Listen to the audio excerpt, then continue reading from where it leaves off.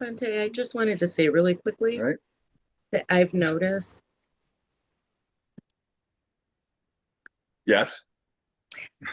noticed I struggle with, I'm sorry, my phone was saying something strange. I've noticed that I'm really struggling with dung speech. Like I can behave, I know this sounds silly, I can behave like if I'm alone in solitude, home. But like the minute I get in my car, there it goes, dung speech, like someone cuts me off or something happens and it's like, and I'll catch it. So it's like I'll stop. So I'm appreciative that I'll catch it and I'm like, okay, don't do it. But I just noticed I really struggle with that. Mm. Well, that could be Any something we can talk about suggestions? Because tonight for the Q&A. okay, We shouldn't do it now because we're kind of on a short schedule, but okay. all right. Thank And one thing I did want to do, I wanted to share some retreat links. Um, so for those of you who maybe have never done walking meditation before, I want to share my YouTube video from many years ago at Bhavana, me doing a walking meditation instructions at a retreat. That's the first thing. Second thing is the, let's see, there we go. Second thing is the retreat interview sheet. If you want to have an interview, remember they're about 10 minutes and it's just specifically related to meditation, your meditation practice. And the third thing was a mind map I made of the three characteristics of existence. It's kind of like the cheat sheet for the retreat in a way, many years ago. So these three things are for you for now.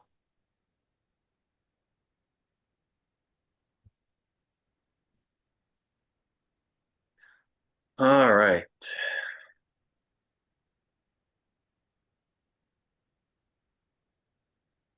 let's get started.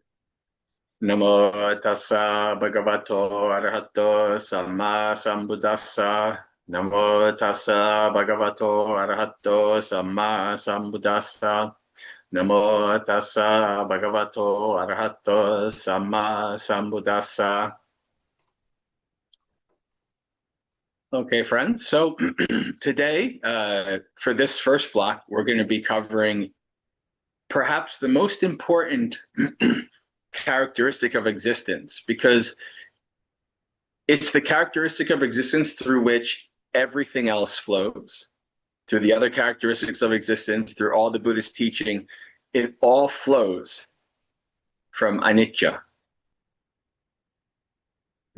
This word means impermanent, but impermanence is I don't know, I find it's kind of overdone. It's overused. Even in like new age circles, everything is impermanent, man. It's just like, especially in it's just an English word that is so overused that it kind of loses its meaning. I remember some years ago, I don't know, maybe this might be 7 or 8 years ago, maybe nine, um, where I was starting to have some insights, deeper insights into impermanence. And I really wanted to understand the word. I looked it up and I saw that actually there's other definitions for anicca other than impermanence. And I saw that in ways you can just define anicca as unstable, undependable. And when I read that, that was like a really impactful thing. It was a very, like an insight arose in me. I remember even having a vision where understanding, like realizing that everything that I experience, family members, spouse, friends, job, car, whatever, It's all unstable. It's all undependable. And I had this vision of like being like on a shipwreck at sea. And I was trying to grab, flotsam, grab pieces of wood that are floating and try to push myself up. And every time I pushed myself up, the piece would break and I'd fall back in the water. And I kept trying to find some kind of refuge from the storm, something that would keep me out of the water. And every time it would break apart. And I realized there is no refuge. There's no safety. The Buddha literally says this, there is no security. There's no safety from the storm. The only real security, the only real safety is nibbana, is becoming awakened. But the Buddha tells us that, what did we go over yesterday? Sabbe sankhara anicca. All conditioned things are unstable, undependable. They're impermanent. They do not last.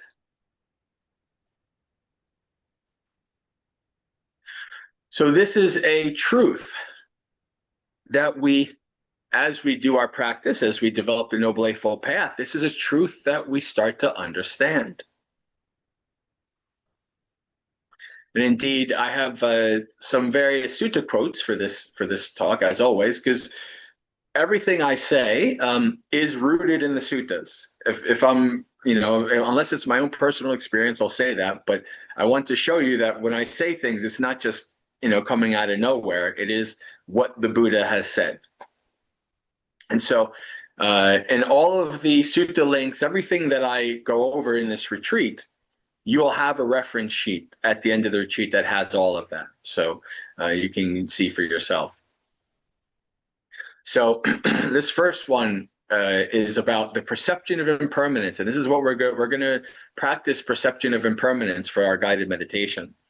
But at Savatthi, bhikkhus, when the perception of impermanence is developed and cultivated, it eliminates all sensual lust or craving for sensual pleasures.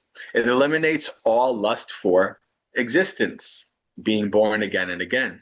It eliminates all ignorance. It uproots the conceit, I am. So perception of impermanence literally uproots the origin of the samsaric state, our ignorance. It's a powerful practice to intentionally want to understand the nature of our existence. That all conditioned things are impermanent. Well, what do we mean by conditioned? This is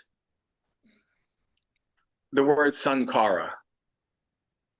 Sankhara is perhaps the most complicated Pali word because it has the most different meanings and nuances depending on context.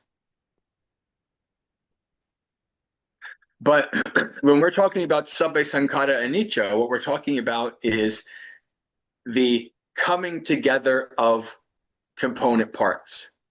That's what it means to be conditioned. You are conditioned. How are you conditioned? You came together because of your karma, because of your craving, because of the parents' union, all of these things, you were born. And then various causes and conditions has led you to where you are right now. In 2 hours, will you be happy? Will you be sad? Will you be tired? Will you be in pain? Will you be this? All of that possibility is because of conditions. So in Buddhist teaching, there is only one thing that is not conditioned. And we'll talk about this a little bit more tomorrow when we talk about anatta. That one thing is the state of nibbana.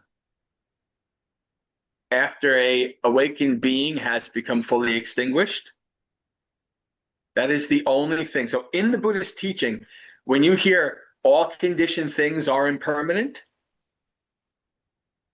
there's only one thing that's not conditioned, nibbana. Everything else, everything you will ever be, everything you will ever experience is conditioned. As Bhante Gunaratana, my preceptor, would always say, the only thing permanent is impermanence. Right? We did the Dhamma Niyama Sutta yesterday. There is this fixed law of Dhamma, whether the Buddhas exist or not. This is ingrained into the nature of the universe, that all conditioned things are impermanent. And we don't want to hear that, though. We don't want to. We'd rather kind of live in a delusional way where, yeah, maybe intellectually we kind of know that things can't last forever, but we don't want to think about it. We'll just kind of push it off until it happens, and then we'll have lots of suffering. This is kind of the normal MO. You know, you see this when you're around people who are not practitioners. They don't want to hear about death or anything like that, because it's not a pleasant thing to understand. It's like for the average person who's not a practitioner, to contemplate impermanence can be a very scary thing. You know, it's like you think, you know, it's almost like a child. I still kind of remember vividly when I think I was like 8 or 9 years old. And I had my first real, I wonder if it was before or after my grandfather died. I don't remember. I think it might have been a little bit before. I'm not sure. But I had my first kind of real like insight into impermanence when I realized my mom could die. And I remember running down. I was in my room, and I remember running down and hugging my mom. And like, no, but she's not sick. She's like, and I just hugged my mom. I said, "Don't die, Mom. Don't die." Right? Like that's kind of like when the average person has a glimpse of impermanence. It's this really strong, kind of shocking thing. But as one is a practitioner, one who follows the Noble Eightfold Path, it's a gradual unveiling, a gradual understanding of this truth. That's sabbe sankhara anicca. And this is anicca is intricately connected with wisdom and insight. Another sutta quote: "Mendicants, it's quite impossible for a mendicant who regards any condition as permanent." So, right, they think that something is permanent. Yeah, I know you say sabbe sankhara anicca, but this is permanent. Right? This is the kind of wrong view, the delusion that we have. It is quite impossible for a mendicant who regards any condition as permanent to accept views that conform to the teaching. Like, if you accept anything that is impermanent, anything that is permanent, you cannot conform with the Buddhist teaching. Right? This is a wrong view. Without accepting views that conform with the teaching, it is impossible to enter the sure path. Without entering the sure path, it is impossible to realize the fruit of stream entry, once return, non-return, or awakening. So it is intricately connected to right view, that we understand that there is nothing that is permanent, stable, dependable. A scary thought, something that we'd wish it really wasn't that way. But how many times in the early text does the Buddha say, responds to something like that with, "And that is not to be had by wishing"? Nothing just magically happens in Buddhism. Everything is conditioned. Things don't just magically arise for no reason. Because sabbe sankhara anicca, because everything is impermanent, unstable, undependable, causes and conditions are arising and ceasing and going up and down. This is the origin for dependent origination. This is the origin for both the creation of our suffering. We're going to talk about dukkha in the afternoon, and the ending of our suffering. This is such a wonderful, powerful message, a very message that gives us agency and power. We are not stuck at the whims of some external force and we have no power to do anything. Because of anicca, yes, everything is impermanent, unstable, and undependable. That also means you're suffering. That also means bad things. Right? We suffer because we want pleasant, good things. We want our people we love to stay forever. We want, good food all the time. We want all these good things. And then they go away and we suffer. But when we have some kind of suffering, some kind of pain, some kind of unpleasantness, it feels like to us that it will last forever. It will never go away. And those times you reflect. Sabbe sankhara anicca. When good things are around, sabbe sankhara anicca. Right? And when you actually reflect on that, you know what? Maybe I'm not going to take this for granted because this is not going to be here forever. This person, this experience, whatever. Also, when bad things are happening, oh no, my life is over, everything's miserable, it's all suffering.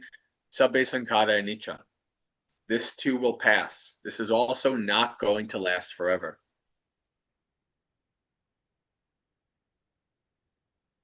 The Buddha tells us that when seen with wisdom, we see that all things arise, they persist for a time with alteration, and then they cease. This is anicca. Whatever it is, they arise. We have been born, and we grow older, and we grow in ups and downs, all kinds of things. We get older. We get over the hill, like I am now at almost 50, and then after that, it's just going down, down, down, down, down until cease.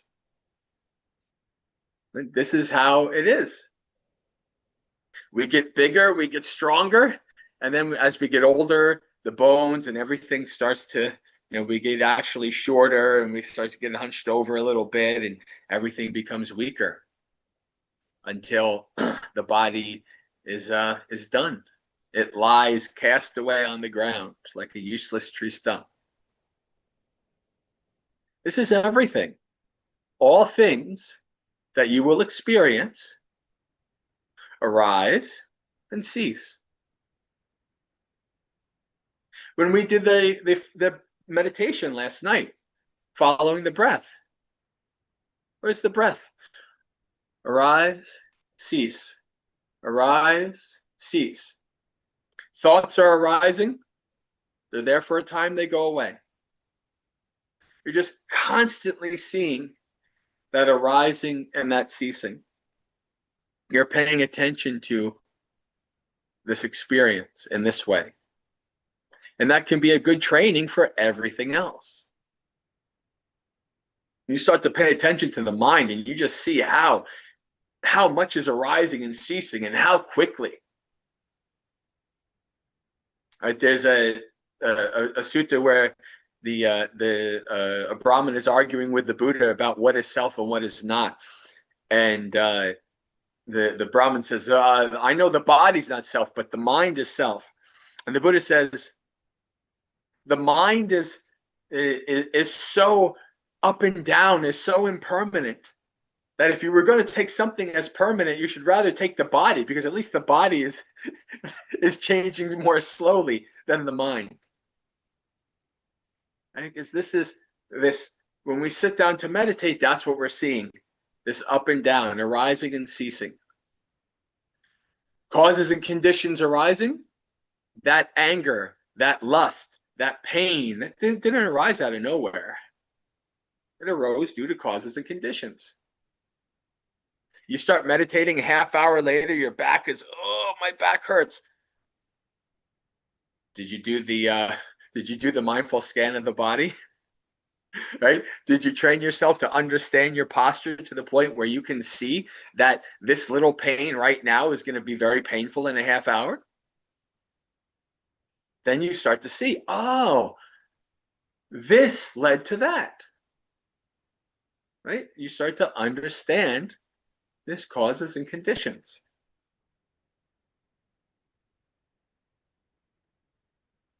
Another quote, mendicants. These people are worthy of offerings and hospitality, worthy of gifts and salutation, etc.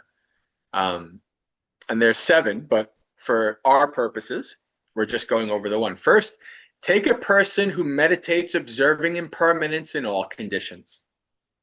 They perceive impermanence and they experience impermanence constantly, continually, and without interruption. And this is possible, by the way. Like if you really wanted to just experience impermanence, you could live from the moment you wake up to the moment you pass out, you could spend the whole day experiencing impermanence. Just watching things arise, watching things cease. In the mind, in the body, around you, other people, right? It's not just you. This is the internal, but you also the external. Everything outside you can watch arising and ceasing. Constantly, continually, and without interruption. They apply the mind and fathom with wisdom. They've realized the undefiled freedom of heart and freedom from wisdom in this very life, and having realized it with their insight, right? So this is a person who has dedicated their practice to understanding, observing, and experiencing anicca. And so the Buddha actually kind of teaches us, how do we practice the perception of impermanence? And so this is what he says. The perception of impermanence developed and cultivated so that it eliminates all sensual lust, all lust for existence, eliminates all ignorance, and uproots the conceit I am. How? You reflect. Such is form, such is its origin, such as its passing away. So such is this body. This is how this body is right now. Pain, pleasure, whatever. Such is its origin. How has this body come to be? How has the pain in this body come to be? How has the pleasure in this body come to be, etc.? How is this body going to cease? How is this experience in my body right now ceasing? Right? Observing this. Such as form, such as the origin, such as its passing away. Such as feeling, such as perception, such as volitional formation, such as consciousness. So these are the 5 aggregates. So the 5 aggregates are the constituent parts of this mind and body. The Buddha tells us, and we're going to talk about this again tomorrow when we talk about anatta, that try as you might, when you observe your mind and body, what you will only see are these 5 aggregates. So if you want a shorthand for this, the perception of impermanence is looking at this mind and body and observing impermanence. Try to find something that's permanent. Then you can also do that externally, looking at other people, looking at the world, looking at things. Try to find something that's permanent. Right? Observing this impermanence. This is the perception of impermanence. So it's tuning your mind to perceiving what is there, because the mind naturally ignores what is there. There's a wonderful story from Ajahn Jeff Thanissaro Bhikkhu, where the story goes that they were, they're in California, and maybe Ajahn Jeff was going to teach somewhere on the beach, someplace, and most senior monks, they go with junior monks everywhere. That's just for as attendants and things like that. And so there was a junior monk with him, and they're in whatever beach area, and there's tons of beautiful women in bikinis and things like that. And this young monk is having trouble because all this young monk sees are these beautiful women in bikinis. And Ajahn Jeff says, well, that's what your mind wants to see. That's what your mind is trained to see. Train yourself to see old and ugly instead of beautiful and young. And then all of a sudden, because the monk's perception changed, or at least there was another perception added on, that young monk started to see, oh yeah, look at all these old people. These old people are around as well. Right? My mind was so focused on that one, on that which was attractive, I wasn't even noticing all of these things. Right? So the idea here is that you are adding another perception to your repertoire. You're adding, I want to perceive in this way. Instead of living in a delusional fantasy world that things, of course, people I know will die and I'll die and, maybe I'll lose my job or whatever. But that's like, years down the road, years and years and years and years. Right? Instead of living in that, it's having the perception of everything is impermanent. Literally everything that is conditioned. Right now, I'm not hungry. An hour from now, my stomach, growling, whatever. And then after eating, maybe you ate too much. Oh, my stomach, Hour or two after that, that's gone. And if you keep in mind, like you have that mindfulness. That's what sati is. Sati is recalling. Sati is having the training of the mind that it is always keeping something like impermanence close. This impermanence, everything is impermanent. Keeping in mind that reflection that I told you about, that vision that I had, that we're like survivors of a shipwreck on the water, trying to find something that is stable and permanent. But there's no such thing. This is why I always say the funny part of going for refuge to the Buddha, Dhamma, and Sangha is that you are going for refuge to the fact that there is no refuge. The Buddha is telling us the only safety and security is getting the heck out of this samsaric state. So long as you are in samsara, you never know how you're going to be born. You never know what's going to happen to you. You're just stuck. But if you develop the causes and conditions that lead to the ending of suffering, you do that by practicing the Noble Eightfold Path. Developing the Noble Eightfold Path is literally using the nature of reality for the ending of your suffering. That is literally what you are doing. You are hijacking the nature of reality to end your suffering. That's powerful. That's amazing. When you really realize that, you say, wow, that's amazing. I have that much power? I have that much ability? Yeah, you do. But it also comes with having to be courageous and having to face truths that you'd probably rather not face. And so for the average person, they don't even want to think about it. And that's okay.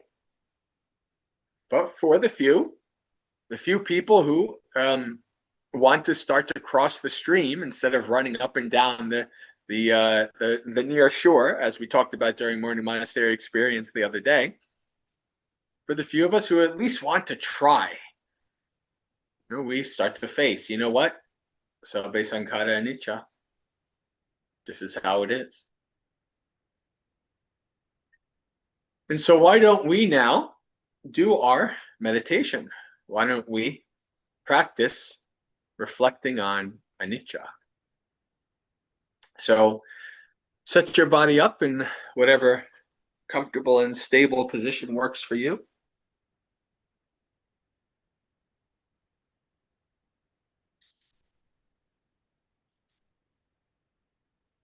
Whether you're sitting on a meditation cushion or a chair,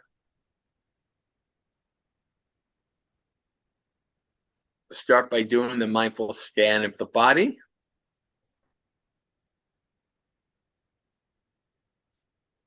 As we continue to go through our guided meditations, I'll be guiding less and less on the basics, because you have heard it before. Many of you have heard it many times outside of this retreat as well, so you should know what to do. Let's begin by slowly scanning from the feet up to the head, focusing in on any sensation that's arising in that part of the body, seeing it as deeply as you can, and noticing any small feelings of discomfort or imbalance that might cause more pain as we meditate later on. Then adjusting your posture as needed. The point is to adjust and move around as much as you need now, so you minimize moving around later.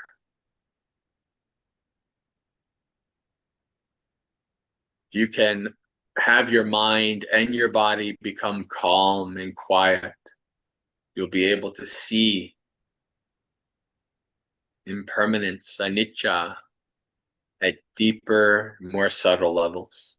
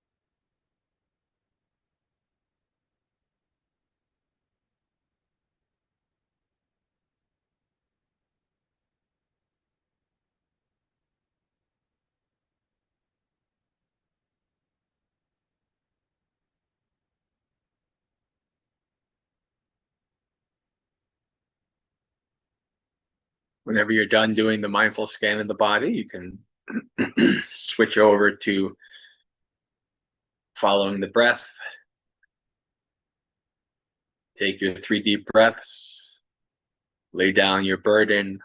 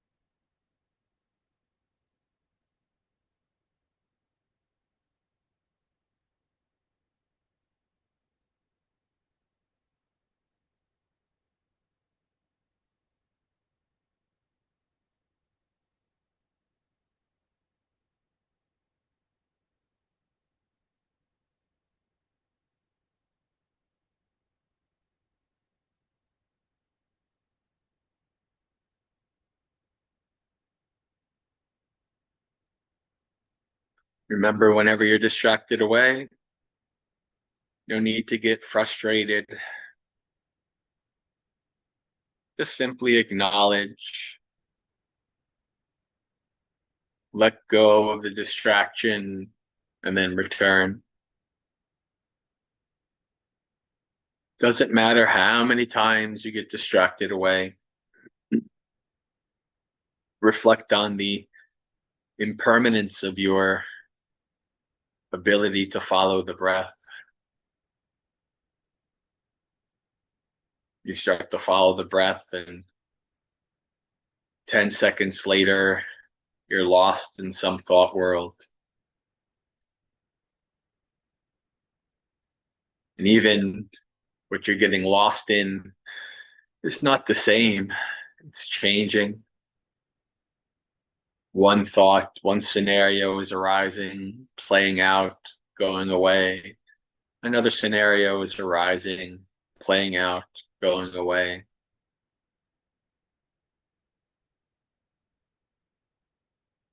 All while being unmindful, distracted.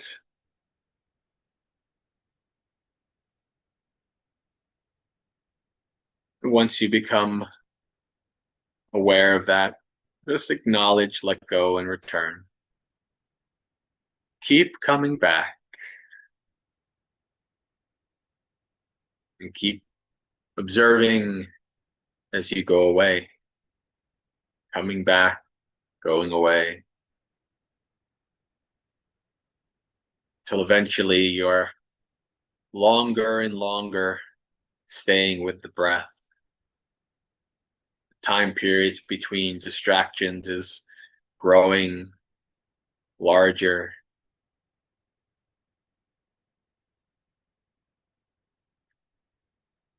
The causes and conditions are arising for your mind to become more calm.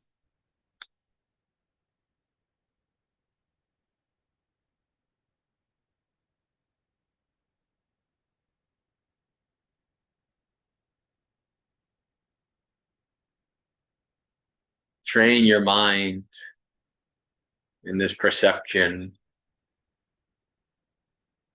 the ever changing, unstable, undependable experience of the mind and the body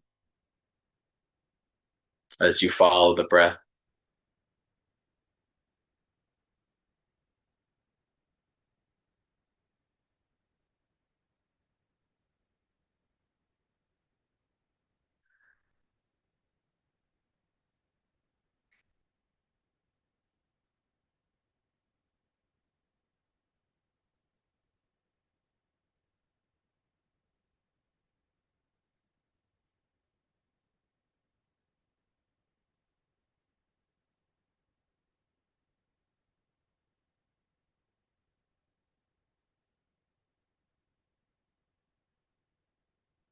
Bhante Gunaratana would say during retreats, if the breath is boring, you're doing it wrong.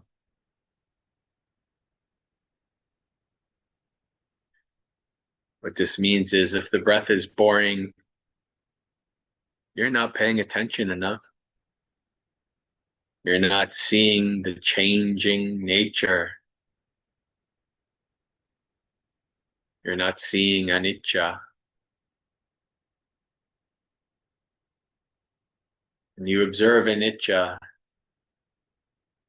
it's never boring because it's never the same. Always changing, moving, rising and falling.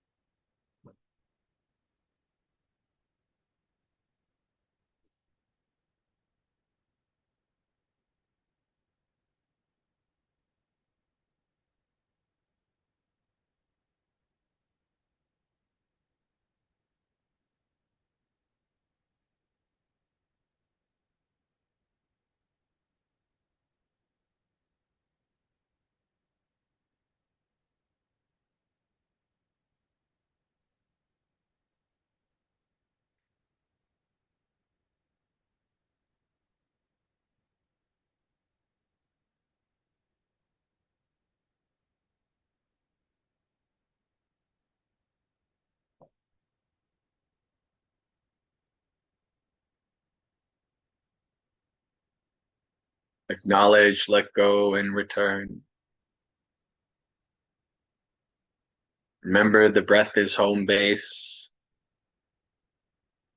It's always there.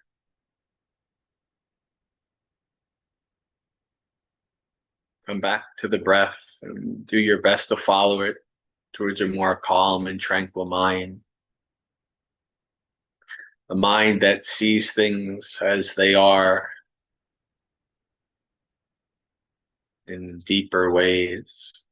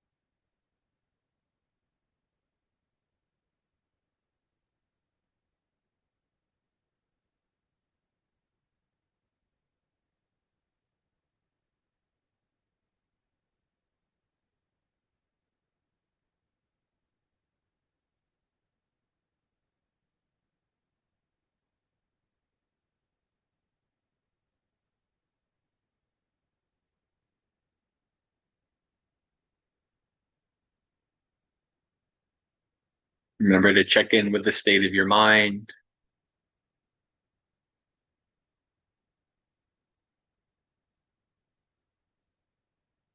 See if you can notice how the state of your mind is different from when we first started the meditation. Is your mind more calm, tranquil, or not?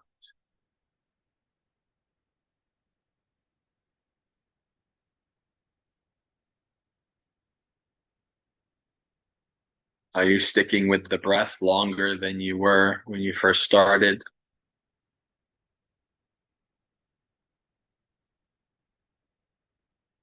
or not?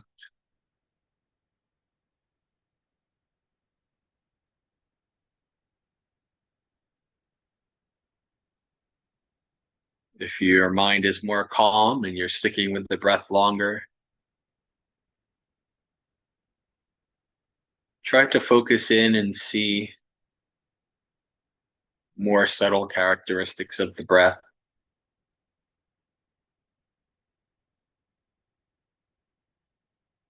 See if you can notice how it's changing from cycle to cycle, long, short, deep, shallow.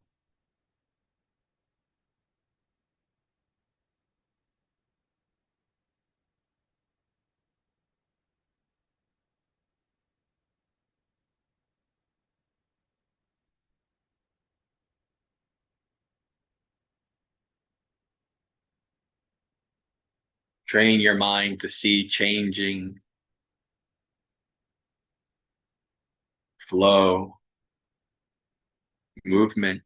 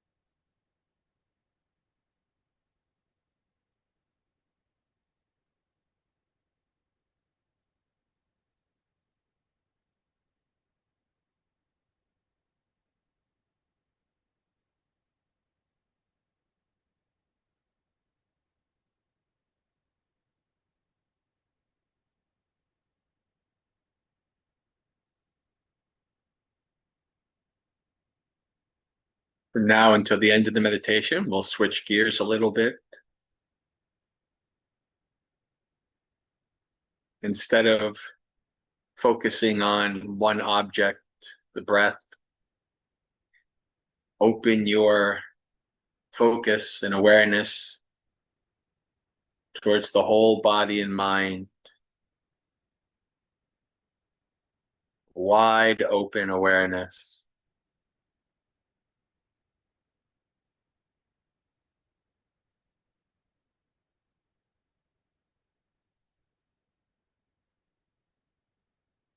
Usually when you do this, there will be some kind of feeling or experience that will arise and it will be most prominent. Maybe it's a pain or an itch or a strong emotion.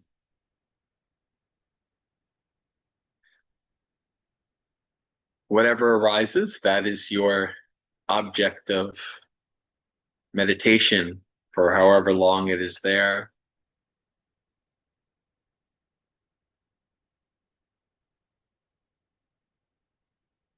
See if you can observe how it arises.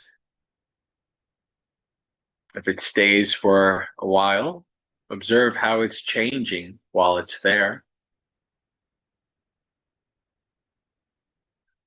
And then watch it go away. See how it's replaced by something else that's arising, persisting for a time and going away.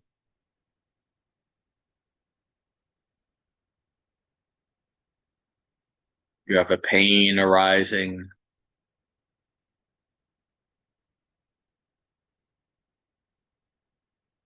Seems like it's there forever.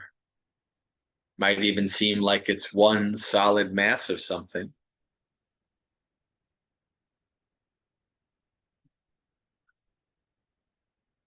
But the deeper you look, the more you'll see that it is changing, moving, even while it seems to be persisting.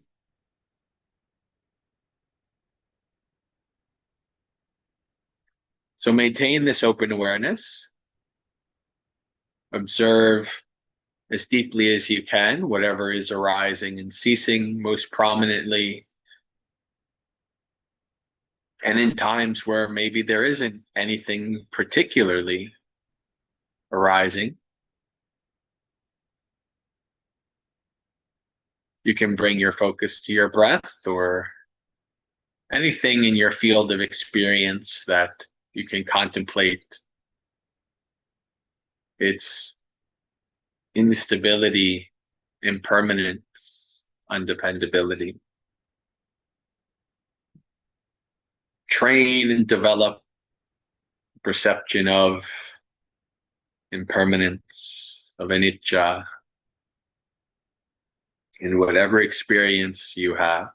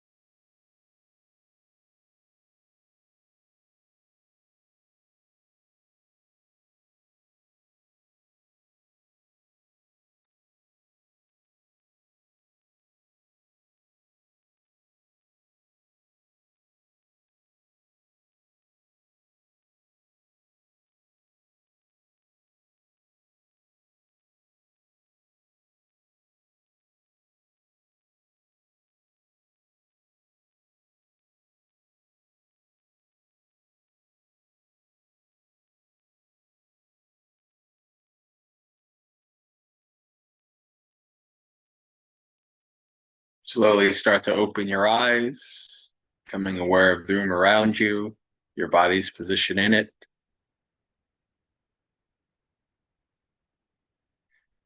Reflecting on the fact that if you are calm and peaceful, that is ending.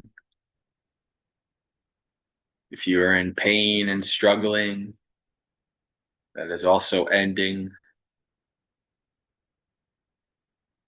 Whatever you were focusing on is now changed.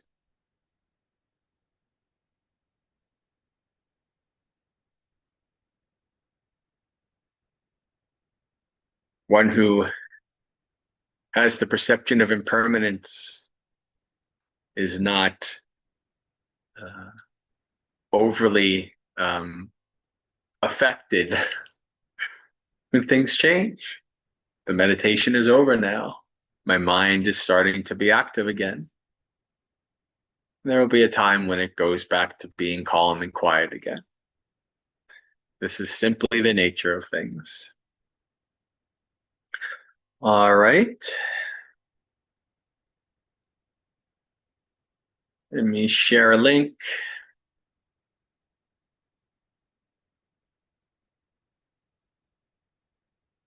Chat.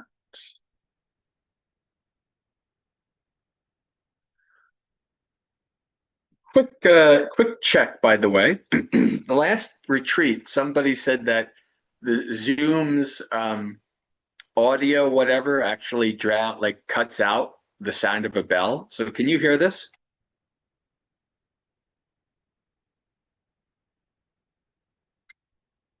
I'm going to try to see if I can figure out how that actually, if I can change it so you can hear the bell. I don't know, but it's interesting. All right. So I have posted a link in the chat. So when I moved to Bhavana and I started coordinating the retreats, one of the traditions that ended up happening was on the first day, the first full day of the retreat before the mealtime, I'd give a little talk on mindfulness of eating. And so I like to start out that talk by talking about the simile of the ember. So the simile of the ember starts out with our ancestors, and I don't mean where your grandparents or your great-grandparents are from. I mean our ancestors 80, 90, 100,000 years ago, when we were mostly all nomadic peoples following the herd or changing, going to the different seasonal camps, etc. Our ancestors developed a technique. Anybody who's ever actually maybe done camping or something like that, who's ever actually tried to start a fire, you tend to understand, you tend to realize actually it's really hard to start a fire. It's not easy, especially when you're not using gasoline and lighters. It's not an easy thing to start a fire. And then when you actually try to do primitive methods, it's even harder. You can spend hours with a bow drill trying to start a fire, even if you know what you're doing. So our ancestors developed this method, yes, like when they woke up in the morning and they had a fire with just embers, just barely alive, just a little heat in these embers, these pieces of wood left over, right? They have changed. They have become something else because they're impermanent, right? And so these pieces of ember, they figured out they put it in like a little pouch with maybe some moss or dried leaves or whatever, and this pouch that they developed was able to keep this ember just barely alive throughout the day. And so they went and they traveled, they followed the herd, whatever they were doing. And then at the end of the day,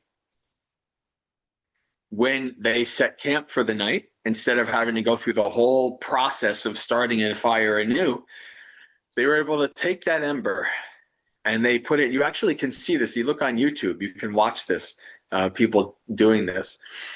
and they put the ember on like a bird's nest, and it could literally be a bird's nest or just like dried, leaves and grass or whatever that people have put together. And they go, you watch them and they're like, they start blowing on it.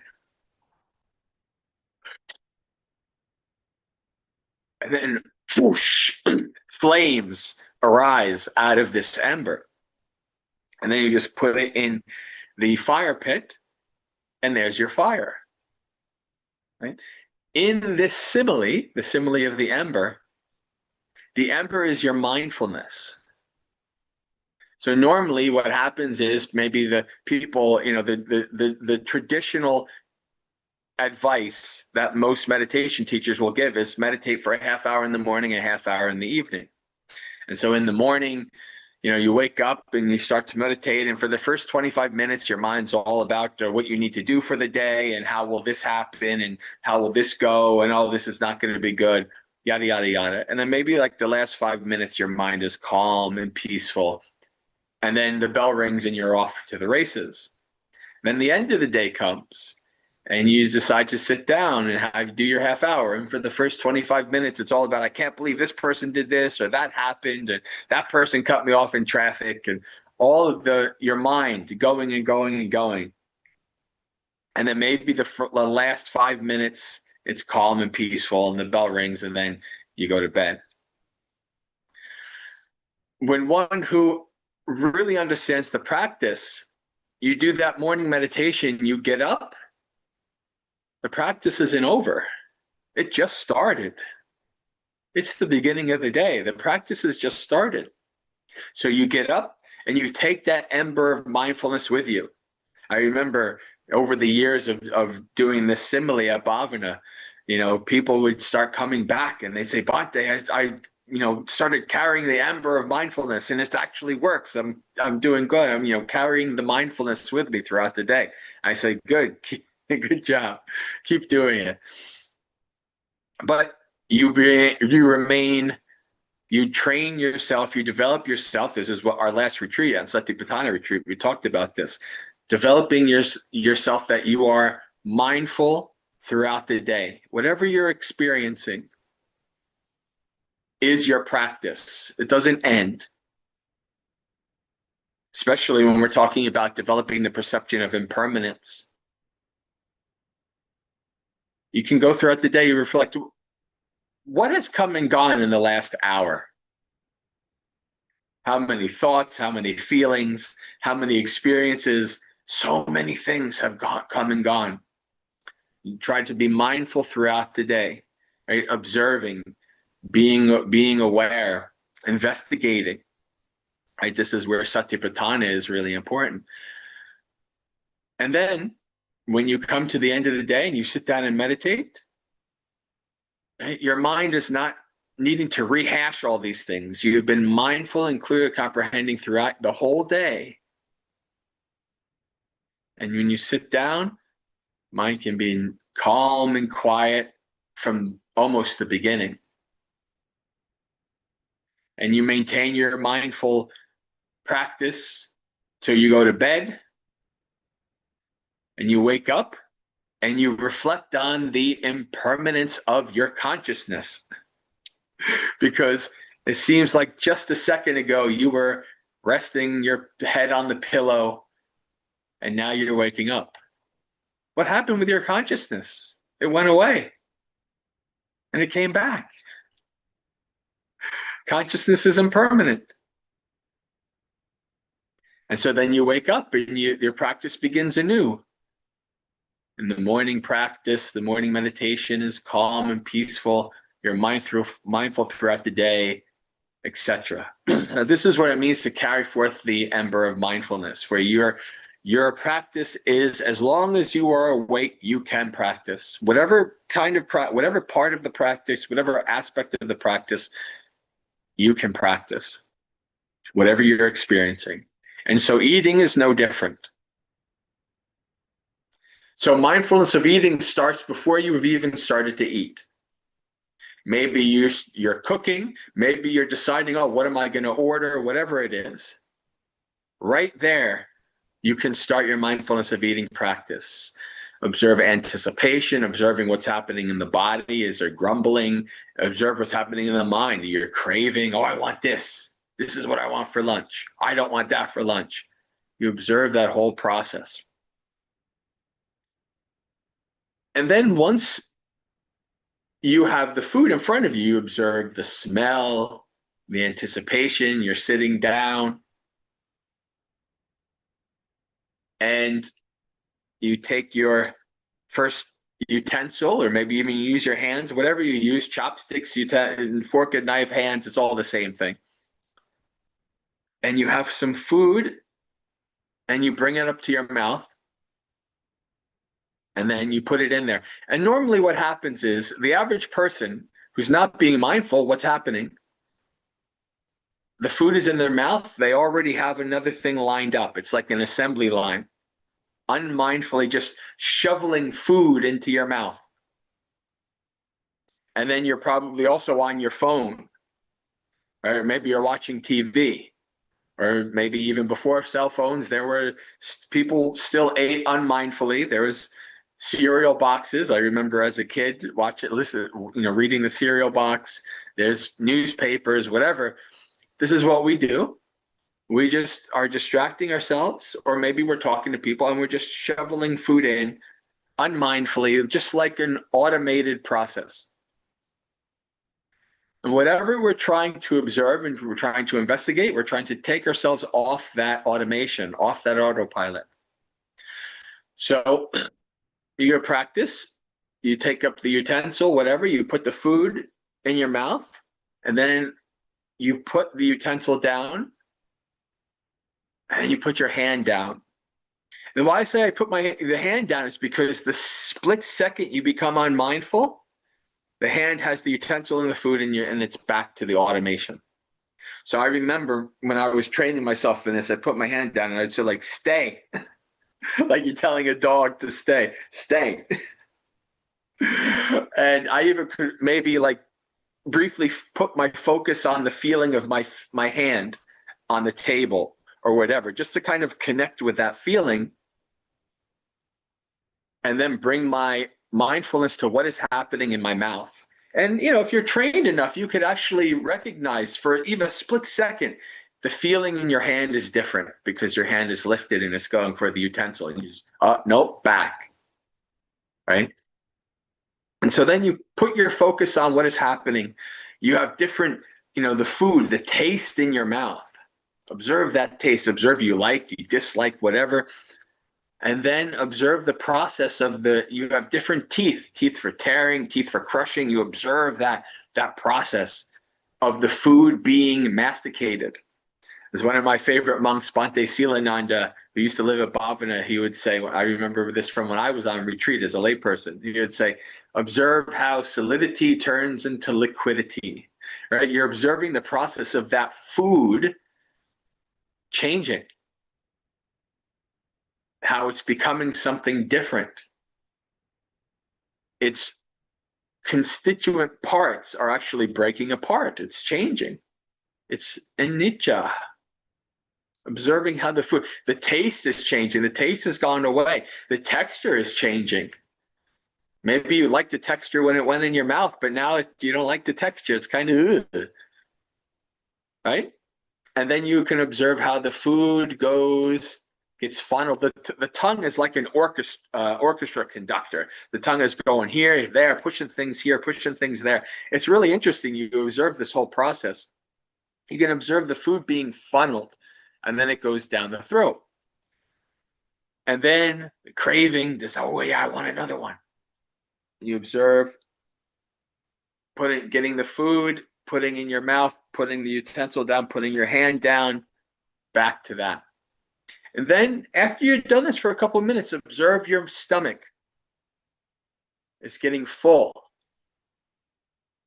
right? So pay attention to the different signs. One of the signs that I noticed as I went deep on this years and years ago was I'd reach a point where I'd start having little burps come up. And over time, as I observed that, what I recognized, like that was about like, my stomach was probably about like 85, 90% full. It was the stomach expelling gases so that there would be more room. That's what it was. And so I basically took that as a sign. That was about when I'm done. Or even Ajahn Chah, very famous Thai forest monk, he would say, try to observe your eating until you think maybe you have 5 bites left, 5 spoonfuls, 5 whatever left, and then you just stop and you drink water. Right? And so that's kind of the same thing. It's like you don't want to go over, because when you go over, you have feelings of fullness and you're tired in the afternoon and all that stuff. It actually is. It's not a pleasant experience to go over. It's better to just stop at about 90%.